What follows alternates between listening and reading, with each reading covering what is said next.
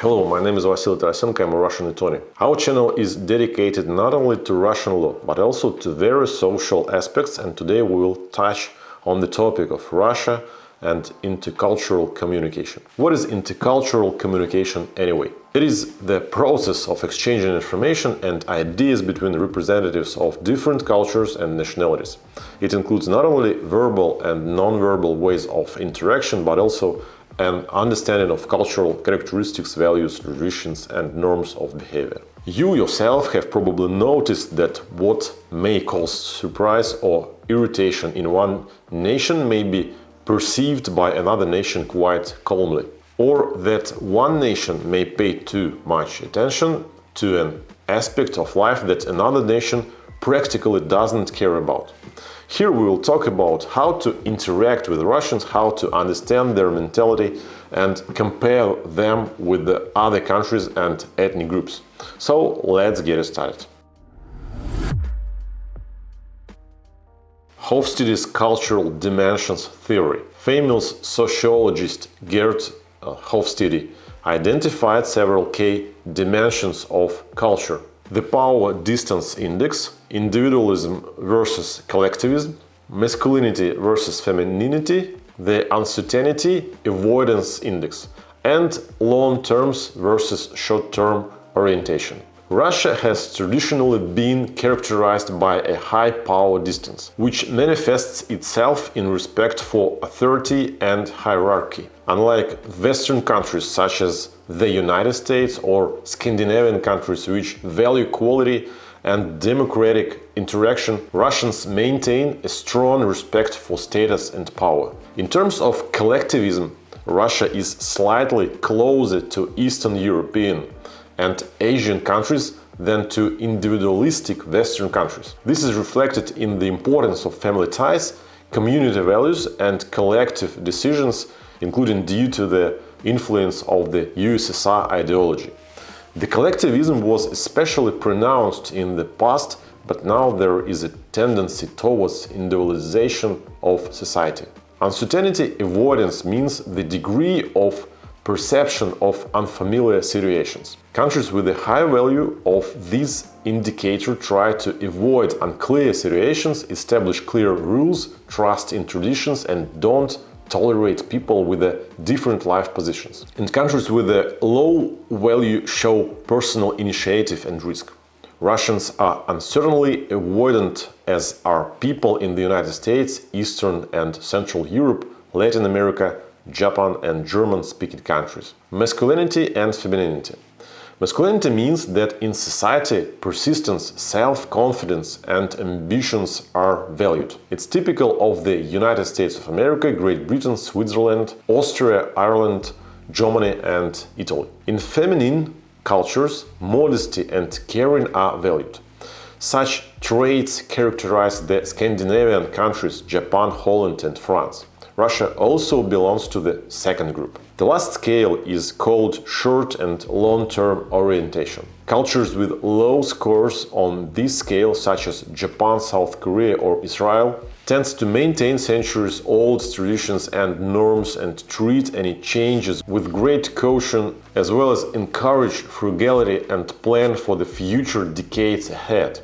Meanwhile, people in the United States, Canada, Australia and of course, Russia believe that truth depends on the situation, so long-term planning is not very useful.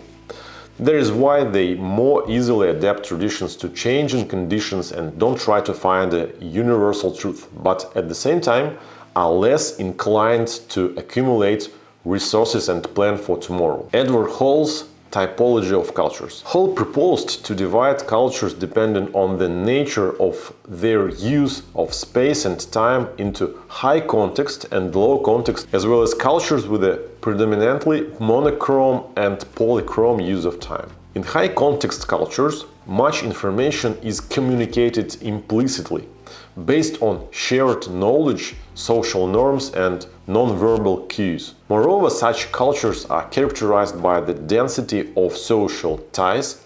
Status and reputation extends to all spheres of life. Personal life is not separated from professional life. These include France, Spain, Italy, the Middle East, Japan, and Russia. Representatives of the low context type of culture separate private and public life. Status and reputation don't automatically extend to all spheres of life. Examples: the USA, Canada, Holland, Scandinavian countries, Germany, etc. Representatives of monochrome culture strive to clearly schedule their time and do things sequentially, starting to perform a new task only after completing the previous one. In these cultures, interpersonal relationships are less important than task completion, at least in the business sphere. These are the USA, England, Germany, or Scandinavian countries. Representatives of polychromatic culture often do many things at once. They don't make clear schedules, or at least are not very willing to stick to them. Friendly relations are sometimes more important than scheduled deadlines. For example, these are Latin America and Arab countries as well as Russia. Schwartz culture model. Another scientist, Schwartz, identifies 7 cultural values in 3 pairs. Embeddedness versus autonomy. The first means social order and retaining traditions, and also connection with one's group. For example, family, while the latter, where individuals have the right to choose. Autonomy is divided into affective and intellectual. Affective autonomy is search for sensual pleasures, sometimes at the expense of others. Intellectual autonomy is the independence in ideas and thought. Mastery versus harmony. People in mastery culture seek success through personal action. The emphasis here is on ambition and struggle. In harmony cultures, rather than achieving goals, individuals are happy to accept their place in the world. Hierarchy versus egalitarianism. I think there is no need to comment here.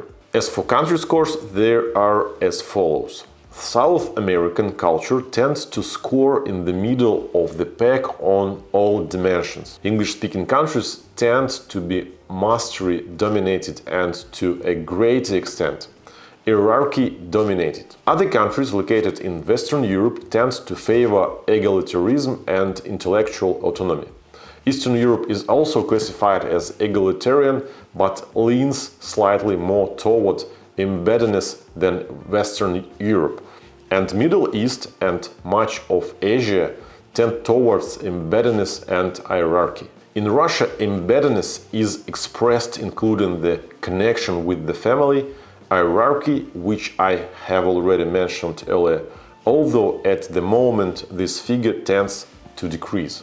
Has average readings for harmony and mastery, a tendency to develop intellectual autonomy, but poorly developed effective autonomy. Russians are not very accustomed to taking care of themselves and their own pleasure. That is all for today. Hope you found this video useful.